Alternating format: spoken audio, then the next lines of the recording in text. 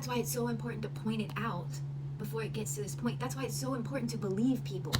You know how many people had to die before we got that video evidence, and now people are still out here denying it? We are the hand that points the gun.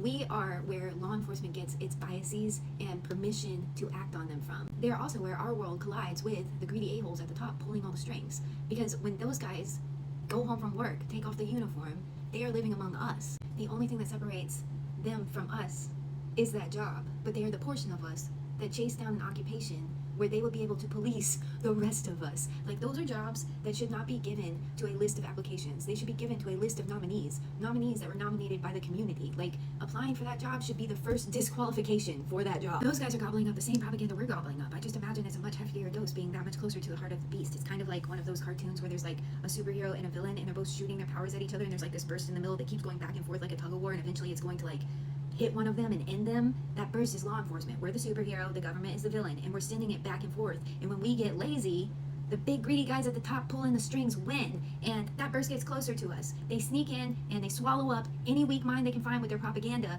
and the cops go first. It starts with the guys who are already awful and ready to fucking fuck shit up, and then it goes to the guys in the middle who are too weak-minded to think or do anything other than they're told to think or do, and then it goes to all the guys that we like to call the good apples. But if we as a society, the society that they go home to every day, decide that we are not okay with racism, homophobia, misogyny, police brutality, maybe we can help change the direction that that gun is pointing. Maybe we can send that burst back to the other side, you know, and maybe we can disarm that shit altogether once and for all. But first we must address those things in ourselves, and that is something that I have been trying really hard to work on. It's a lot easier to know what needs to be done than to actually do it. But the longer you wait to do it, the harder it is to do it, and there are literally people dying while we learn.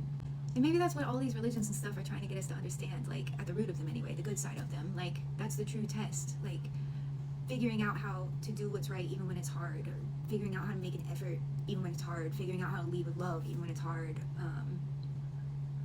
And love is not always peaceful, you know? Like, maybe that's part of what we need to learn too. Love is not always peaceful. Love is an action. Love is something you do. Love is something you fight for. Anyway, that's it. Change starts with the man in the mirror. That's what it always boils back down to.